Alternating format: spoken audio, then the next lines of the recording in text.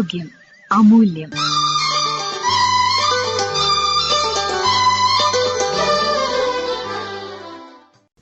Infertility ചികിത്സ. ഈ വിഷയത്തെക്കുറിച്ച് സംസാരിക്കുന്നത് മാട്രിയ ഹോസ്പിറ്റലിലെ senior gynaecologist doctor Jitha Vineeth. എന്താണ് ഇൻഫെർട്ടിലിറ്റി അല്ലെങ്കിൽ വന്ധ്യത? ഒരു ഭാര്യയും ഭർത്താവും 1 വർഷം ശ്രമിച്ചിട്ടും സ്വാഭാവികമായി ഗർഭധാരണം നടന്നിട്ടില്ലെങ്കിൽ നമ്മളത് വന്ധ്യതയായി കണക്കാക്കപ്പെടും. ഇന്ത്യയിൽ 6-ൽ 1 കപ്പിളിന് വന്ധ്യത ഉണ്ട് എന്നാണ് കണക്കുകൾ. അപ്പോൾ നിങ്ങൾ എപ്പോൾ ഡോക്ടറെ കാണിക്കണം? സ്ത്രീയുടെ പ്രായം ഇതിലൊരു പ്രധാന ഘടകമാണ്.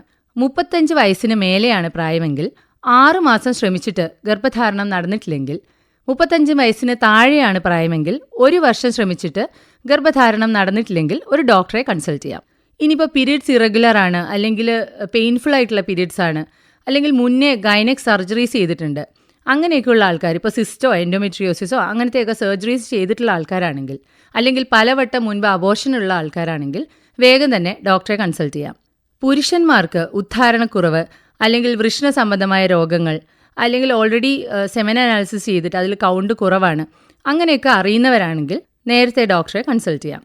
അതേപോലെ മുൻപ് വേറെ ചികിത്സകൾ ചെയ്ത് പരാജയപ്പെട്ടവരോ, IVF ചെയ്ത് പരാജയപ്പെട്ടവരോ, അല്ലെങ്കിൽ ഫാമിലിയിൽ ഒരു ജനിതകമായിട്ടുള്ള തകരാറുകൾ ഉണ്ടെന്ന് അറിയുന്നവരോ ആണെങ്കിൽ ഡോക്ടറെ നേരത്തെ തന്നെ നമുക്ക് കൺസൾട്ട് ചെയ്യാം.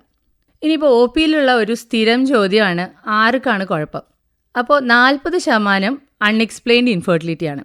പ്രത്യേകിച്ചിട്ട് നമുക്ക് ടെസ്റ്റൊക്കെ ചെയ്തിട്ട് കാരണം കണ്ടുപിടിക്കാൻ പറ്റാത്ത ഇൻഫെർട്ടിലിറ്റിക്കാണ് നമ്മൾ അൺഎക്സ്പ്ലെയിൻഡ് ഇൻഫെർട്ടിലിറ്റി എന്ന് പറയുക.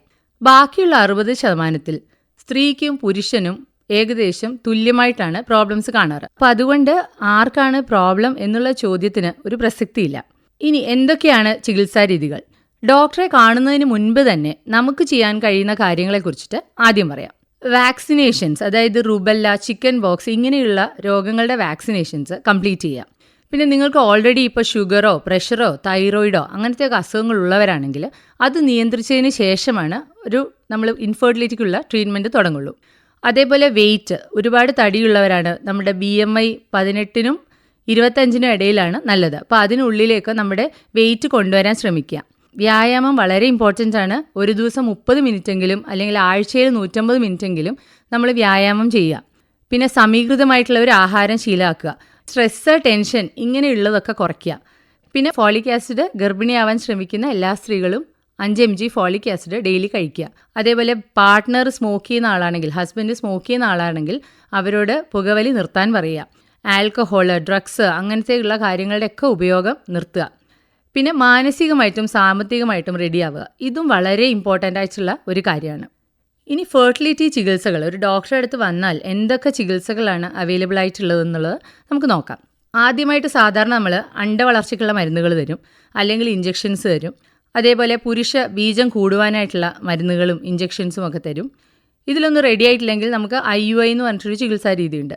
അതായത് പുരുഷ ബീജങ്ങൾ വാഷ് ചെയ്തിട്ട് നമ്മൾ സ്ത്രീയുടെ യൂട്രസിൽ വെച്ച് കൊടുക്കുന്നതാണ് IUI എന്ന് പറഞ്ഞ ചികിത്സ. അപ്പോൾ ഇതിലും റെഡി ആയിട്ടില്ലെങ്കിലാണ് നമ്മൾ ലാപ്രോസ്കോപ്പി, അതായത് ഇപ്പോൾ സിസ്റ്റ് ഉണ്ട്, അല്ലെങ്കിൽ എൻഡോമെട്രിയോസിസ് അങ്ങനത്തെ രോഗങ്ങൾ ഒക്കെ ഉള്ളവർക്ക് നമുക്ക് ലാപ്രോസ്കോപ്പി ചെയ്യാം. അല്ല, ഈ ചികിത്സകളൊക്കെ ഫലപ്രദമായിട്ടില്ലെങ്കിൽ നമുക്ക് IVF അഥവാ ICSI ചികിത്സയാണ് നമ്മൾ യൂഷ്വലി ലാസ്റ്റായിട്ട് ചെയ്യുന്ന ഒരു ചികിത്സ. ഒരു പൂർണ്ണമായിട്ടുള്ള ഇവാലുവേഷൻ നടത്തിയാലാണ് നമുക്ക് എന്ത് ചികിത്സയാണ് ഒരു കപ്പിളിന് വേണ്ടത് എന്നതിലൊരു തീരുമാനം എടുക്കാൻ കഴിയുള്ളൂ. ഇനി സ്ഥിരമായിട്ട് ആൾക്കാർ ചോദിക്കുന്നത് എല്ലാവർക്കും IVF വേണോ? ഇതിൻ്റെ വ്യക്തമായ ഉത്തരം വേണ്ട എന്നാണ്.